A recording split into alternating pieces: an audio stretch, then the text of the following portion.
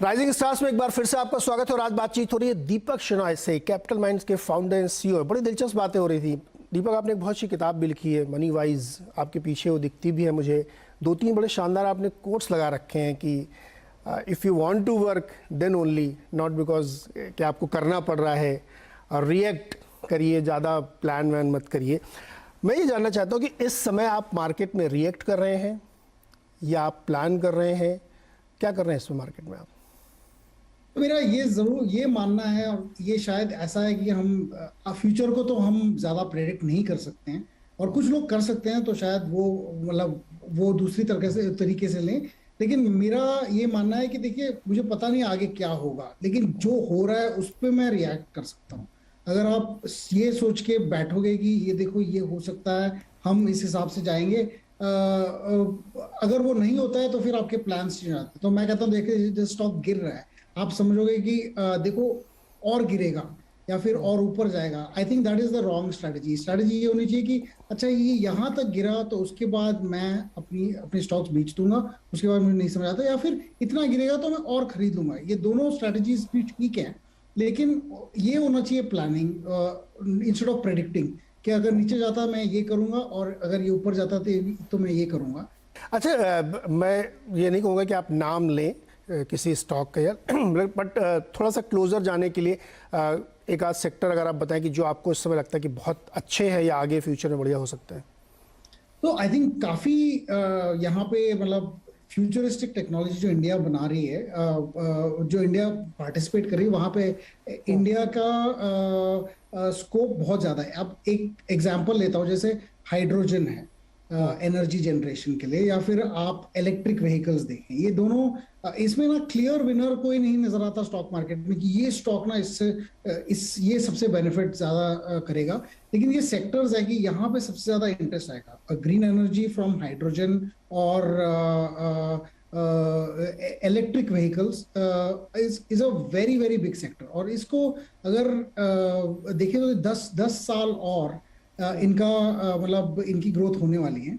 Second area would be nuclear power, और वहां पे ज्यादा कोई लिस्टेड कंपनीज नहीं है अभी, लेकिन कुछ कंपनीज ऐसी हैं जो उनको मतलब इक्विपमेंट सपोर्ट पे देती हैं।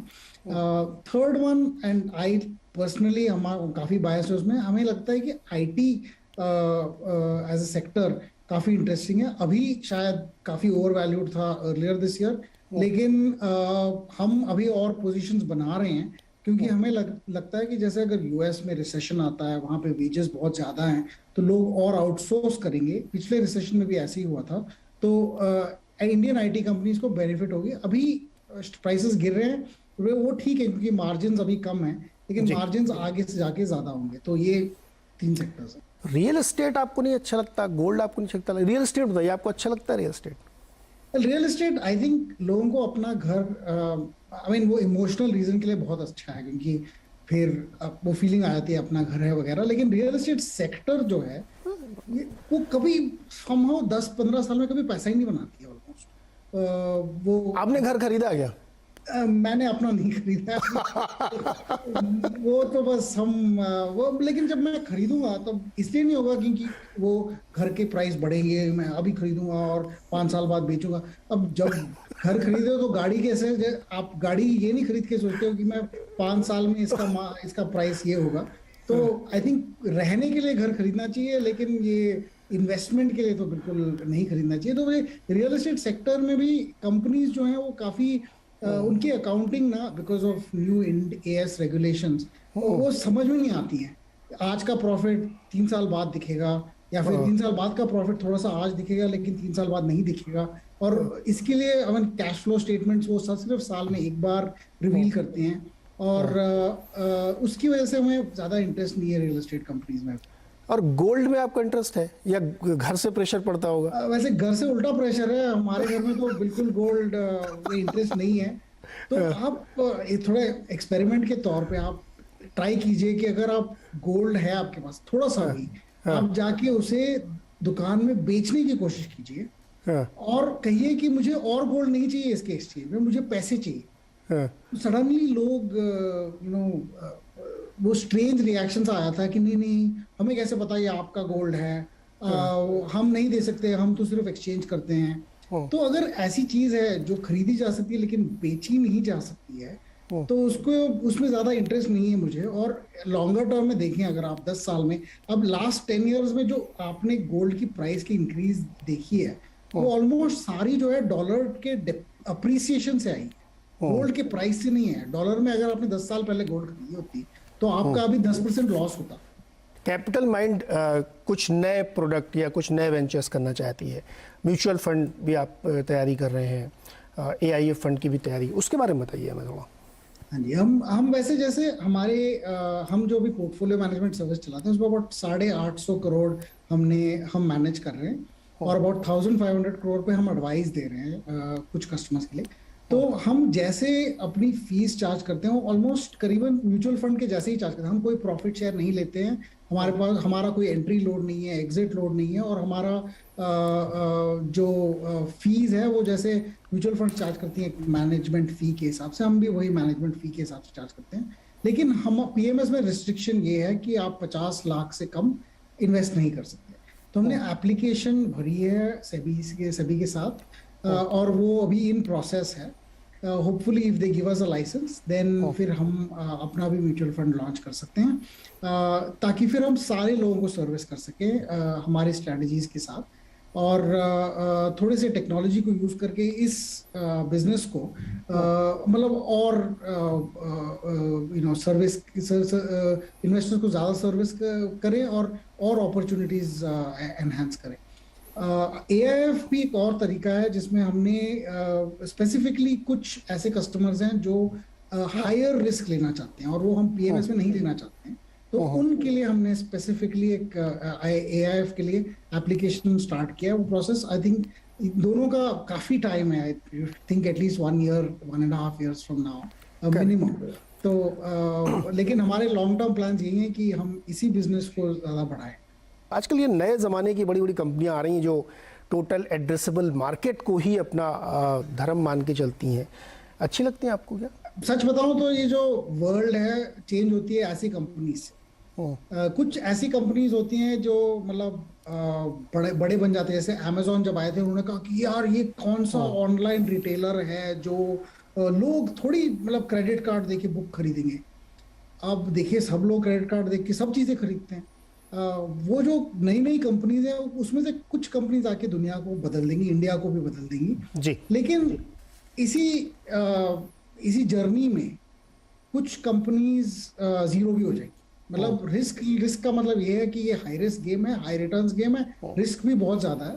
लेकिन मुझे ये लगता है कि आजकल के जो कंपनीज जो रिसेंटली लिस्ट हुए हैं शायद उनमें अभी प्रॉफिट का कोई मतलब व्यू नहीं है, और अगर प्रॉफिट की तरफ जैसे जैसे बढ़ती जाएंगी उनकी वैल्यूएशंस भी उतनी इंक्रीज होती जाएंगी ओवर टाइम। और जब तक वो नहीं दिखाते कि वो प्रॉफिट की तरफ जा रही है उस टाइम तक उनके स्टॉक प्राइसेस भी डिप्रेस्ड होंगे। एक टाइम पे ऐसा टाइम आएगा, हम इन सारी कंपनीज को काफी ओन करते थे, लेकिन हमने कहा कि देखिए अभी प्रॉफिटेबिलिटी का मतलब रूट नहीं दिख रहा है, let us wait.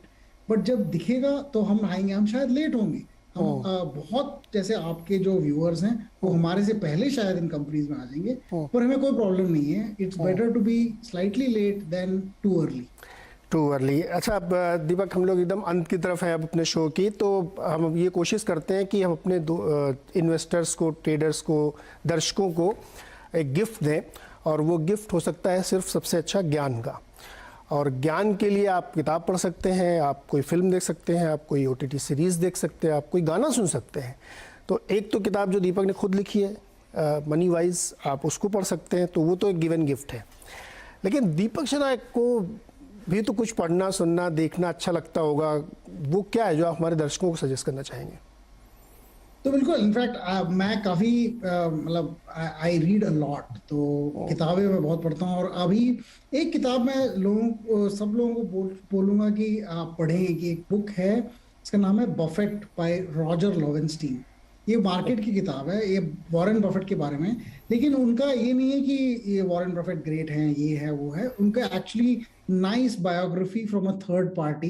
And Roger Lowenstein लिखते भी बहुत अच्छे हैं, तो वो आई थिंक वो किताब बहुत अच्छी है। अगर आपको मार्केट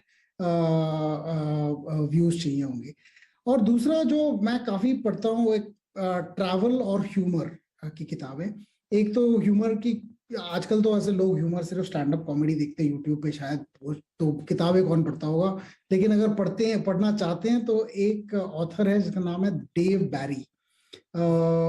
ये इनकी किताबें मैं बहुत ज्यादा पढ़ता हूँ, और इनकी जो इनके जो सब बेस्ट किताब है, it is Dave Barry is not making this up, I like this a lot.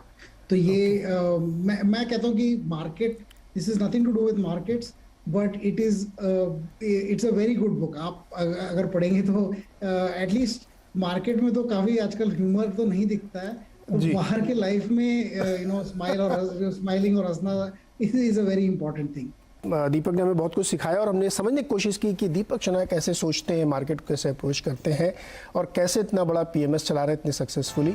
और I can one of the best PMS कह सकता हूँ मैं, रिटर्न वाइज, और बहुत कम फीस में ये चलता है। बहुत बहुत शुक्रिया हमारे साथ जुड़ने के लिए।